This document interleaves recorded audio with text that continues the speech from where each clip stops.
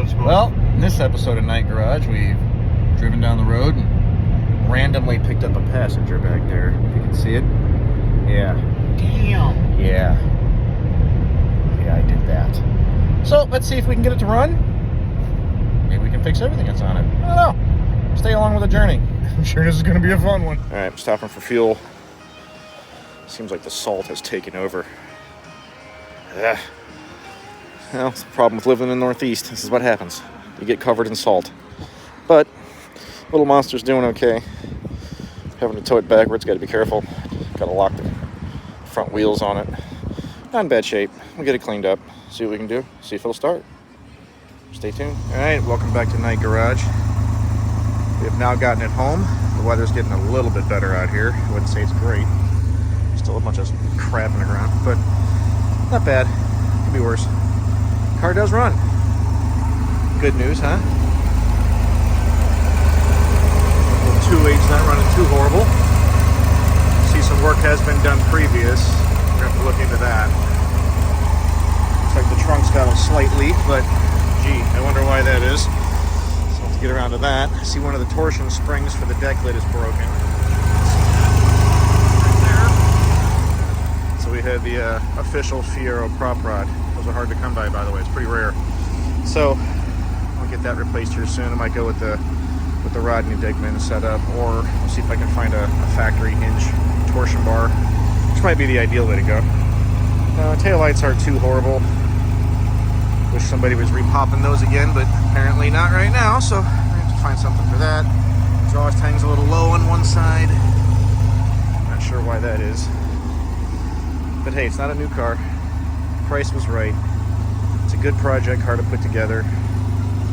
These things are always fun to drive. I remember my 88 was just a blast. So we'll put this one back together and bring it back to its former glory. Obviously we've got a trim piece to repair, a little bit of paint work, not much. Found the sunroof bag, which I hear these are fairly hard to come by. Maybe, maybe not sure. It's regular black, nothing special. It's not ripped. It's in decent shape. Clean that up. Sunroof doesn't leak, surprisingly. Put my scan tool on it, because of course there's a check engine light. And here's what we find. Oh, get in here. It was obviously a radio problem, so I took the radio out, and hey, look at that. Isn't that typical? So we'll be getting that fixed soon, too. Looks like manifold air temp sensor's got either unplugged or there's a wiring issue. So I'm pretty sure it's not quite that cold out. But that explains the check engine light and the idle issue. Other than that, it's not running bad. Not running horrible. Gotta fix that temp gauge. Pretty important in a Fiero. If anybody knows where I can get another cover, that would be phenomenal. I tried checking Fiero store, I didn't see anything on there. We're gonna recover this headliner. We'll take care of this, not a problem. Done hundreds of those are easy to do. The rest of it's not in horrible shape, you know, for its age. 117,000 miles on the clock. I'm gonna get some seat covers for this. Probably get a hold of Mr. Mike's. He seems to be the #1 go-to guy for covers. This one's not horrible, but you know, you do one, you do them both.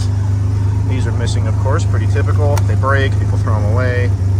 But I see Fiero stores getting those back in stock, so got a couple of those on order. Typical dash cracks. I don't know if I'm gonna vinyl wrap it or if I'm gonna get a dash cover. We'll figure that out as time goes on. GT windows are still in good shape. They look broken, they're not, it's all condensation. But 2.8 runs so far as it should, other than a couple small things. Somebody wrapped the exhaust header. Go ahead and clean some of this stuff up, make sure everything's in good shape, make sure it's roadworthy. But all in all, not horrible. This towel out of the way. See, not bad. Which, I mean, it's what you'd expect. The body is plastic after all. Plastic, fiberglass, SMC, urethane. The bodies always look decent on these unless they've been in some kind of an accident. Speaking of body work though, a little bit here. It's not a problem. I do a lot of fiberglass, so this is actually a pretty easy fix. Just glad this doesn't leak. Oh, look at that, we got a, that's interesting. It's not rusty, is it? No, not bad. Okay, cool. So you got a little bit of paint issues here and there. Gonna need one of those. Looks like somebody wrapped a rope or something around it at some point. Maybe tried to pull the car, I'm not sure. Worst place you could possibly try to pull the cars by the spoiler stanchions, but I mean, hey, you never know. This thing's, it's been around, it's getting up in age. Good news though, check this out. The bonus of cross-drilled rotors front and rear. Wrong size tires on the rear, of course. But we'll get it back together. Stay tuned. We'll see what we turn this monster into. Welcome back to Night Garage. Back on Project Pegasus here. So, last video, we were talking about this disaster. Anybody in the Fiero community will absolutely know this is not the correct connector at all whatsoever for your gauge and your warning light. This was plugged into this sensor here, which looks like someone took the ECM's coolant temp sensor and put it in place of that, realized the connector was wrong, and put this on here. Electrical tape is not recommended, I would say. I'm sure it's not a great connection under here. It's probably not soldered, so we're gonna get this off. Put the correct sensor on there, put the correct wiring connector on there, and that should fix the gauge and the warning light. We do have a, let's see if we can get this to focus. That's the shape of the original connector. Completely different. Obviously it won't plug into the other sensor. So I gotta do one of those, which was this number here. If you need to know, pick that up from the Fiero store. Pretty inexpensive. That standard. That's your part number for your gauge and your idiot light. So that should put those back to fully functioning work order here. So I've also got my torch out. We're gonna do a little bit of a little heat shrink on that, make sure it's done perfectly. I don't want any issues. So yeah, let me set this down and we will catch you in a second when the connector's done. Might not be the easiest view, but hey, we'll take a look. Hopefully you can see that. I'm gonna strip this off here. Usually do about 1/4 inch or so. Get that off of that. And maybe just make sure we got a nice good connection on it. That didn't work.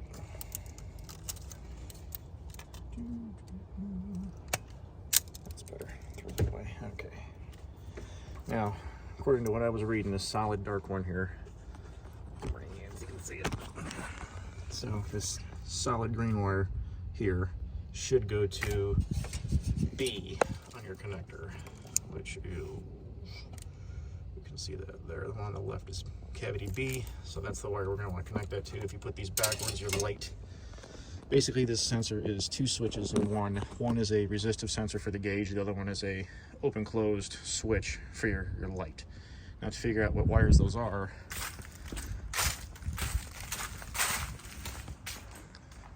good old factory service manual will help you every single time. Anytime you have any wiring, Chilton's manuals, Haynes manuals, they're okay for some of the small stuff, your typical stuff, tune-ups, things like that, maybe some brakes. Stuff you're going to do all the time, it's not a problem, but anything that gets in depth, this is the way to go. It's well worth it. If you're gonna own a car and you plan on working on it yourself, this is what you need. So, coolant temp switch, kind of hard to read because it's in the crack of the book, of course, and then it gives you both of your wires, what they do, and then your cavities. That's what C is. It's going to be your cavity, your connector. They call it connector 500, and dark green is for the switch. It goes to B. So that one will be for the light portion. So that's what I'm going to wire up now. Get that done.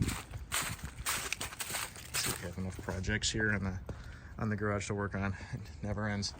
If it's mechanical, it's going to break. All right, we'll be right back. All right, now, normally I would solder this. It's a little chilly out here. Get my soldering gun out here is going to be a little tricky. So the only other way that I've ever seen this actually last is if you twist them into halves. You kind of V them out like old school TV antennas. Put them two together and twist each end in an opposite direction.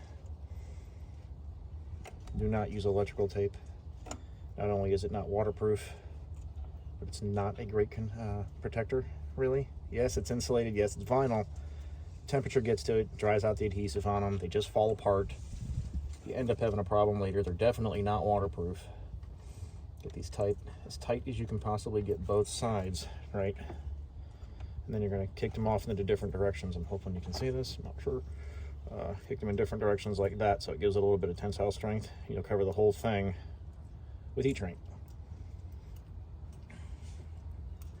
which will make it waterproof. Got a torch here. You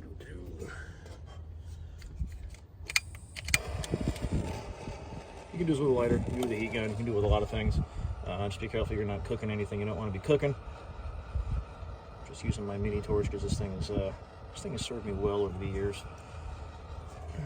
Turn that off. There you go. That is about as good as you're going to get it without actually soldering it. Completely waterproof. You can touch it. It bends. It's still flexible. Stuff does give it a little bit of abrasion protection. I'm going to cover the whole thing with new aluminum anyway. You can see it's getting kind of brittle. It breaks off. Car's not new after all. This is just what happens, you know. So it's the way things go. So let's get the other one done. Get that sensor out of there. Get the correct one in it, and restore both of those back to functioning. Be right back. All right, there you go. Sensor is in, as you can see there. The connector's plugged in. I have to get some more wire loom. The stuff I have here is way too big. I don't want it flopping around, so I'm gonna get some small stuff like this. I'll redo this whole piece. Heat shrink is in, we're good to go. Now I know some of you are probably seeing this, some of you Fiero guys, you're gonna know this right off the top of the deck. This, my other car did not have this. The only cars that have this are the pre-88 Fieros with the V6. There's a blower that is stashed behind here, and it blows air through this. I think the general wisdom from GM's engineers is that this may get hot back here, being inside of a fiberglass car with not a whole lot of room for airflow around this engine. So they put a blower back there, hooked up this tube, ran air through it, and tried to keep the coil cool. By 88 they eliminated this, so I guess they realized it doesn't really do much. Maybe it does, maybe it doesn't, but the 88s don't have it, so there's got to be a reason. So it's not here. And on your car, you either have an 88 or somebody removed it. If they removed it, you can put it back on, I guess. You'd probably have to go to a junkyard, try to find one. Maybe hit up Fiero factory, see if he's got one floating around. Not sure, but if it's there, it really wasn't in the way all that much. Getting around it to get a socket wrench down in here is a little tricky, but don't use an extension and you won't have too much of a problem. Deep well socket, 13/16 is what's used to put the new one in. That was not what was used to take this one out because it was the wrong sensor that was in there. So that's good to go though. I got a lot of work to do. IET sensor, I think I'm gonna put a coolant temp in it. Might go ahead and stash an O2 sensor in it anyway, just because that one doesn't look like it's, you know, been out of there in a while. So couldn't hurt. I still got this broken bar to deal with here, the torsion bar. That'll be in a future episode there. You can see it's not doing anything, it's just sitting there. The other one's fine, but that one's not doing anything, so we have the official, you know, prop rod still making its debut here. Gotta get a battery box, because apparently somebody removed it. So we'll get that in. There's a lot of things to do. Just never ends, you know. You know how project cars are. So we'll keep this as one series, I guess. 87 GT, get it back on the road. Have this one big continuous situation, but yeah, shouldn't be a problem. A couple things here and there still got to fix to make it roadworthy. Then we can start getting it on the road and thrashing it and seeing what else breaks. Project cars, you know, they're never done. I got one there. We have another one there. So you might be able to figure out what they are. And there's a couple cars in the garage that, you know, they're projects. They're never going to be done. There's always something to do. Even when you think it's perfect, you find something else. Car guys know this way too well. But yeah, I mean, there's that episode. A couple other things I do want to do though. And I might do them coming up here real soon. As I want to still fix this disaster of a wiring mess in here. I mean, yeah, that's pretty sweet. I've got all the connectors and stuff to fix that. We'll probably fix it in very much the same way. One thing I do want to mention though, on the connector in the trunk, or engine bay, whatever you want to call it, you can, the Fiero store supplies this connector with heat shrink butt connectors, and you can use those, and there's nothing wrong with them as long as you get them shrunk down, get all the air, and there's no moisture or anything inside of them, it'll be fine. You can do that. they work just fine. I like heat shrink and everything. Like I said, typically I like to solder it, but in this case, that'll get it going for now. There shouldn't be any issues with it anyway. I've done many connectors that way and never had an issue. So in here, I'll probably do something very similar. This will probably all get cut off. We're gonna remove these special connectors on there, and yeah, we'll fix that. Probably should be able to save that. Shouldn't be a problem. I do have a radio I'm gonna throw in here for now. Just a regular CD player. The factory radio worked, but as we all know, those are, you know, from the 80s. They're not the greatest radios on the planet. So anybody knows where I can get another push button. Still works, but it's not there anymore. It decided to eject at some point in its life. That's what it is. This will all be getting replaced. Like I said before, there's all kinds of stuff and trim in here that needs to be done, and it's just as time goes on, one project after another. But considering, you know, I think getting it to run is slightly more important right now. So yeah, we'll keep this series going. If there's anything you guys specifically want to see, the reason I'm doing these videos is there's a lot of guys out there that can't afford to take the car to a shop. It's not the most, you know, cheap thing to take a car to a shop sometimes. There's some of these small things you can do yourself. You can fix them yourself. They're not hard. So if, you know, you come across, you know, like this, we're going to do an episode on this. It's nothing, it's no problem right there, you know. Maybe taking an engine out might not be your thing, but hey, you got a bad gauge and I don't know what's wrong with it. And you diagnose it and find out, hey, it's just that sensor. Well, I can do that. Save yourself a couple bucks. You can do it yourself. Not a big deal. A couple hand tools, 15, 20 minutes of your time, you're back on the road. So, yeah, I guess I'll see you soon. Let me know what you guys think.